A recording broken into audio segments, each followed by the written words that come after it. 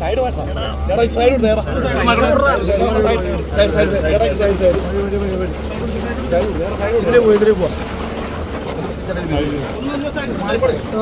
Santhosh CTV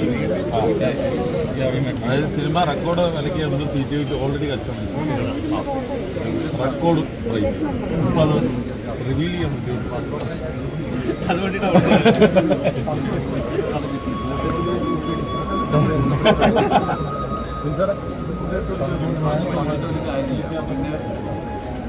ചോദ്യങ്ങളായിട്ട്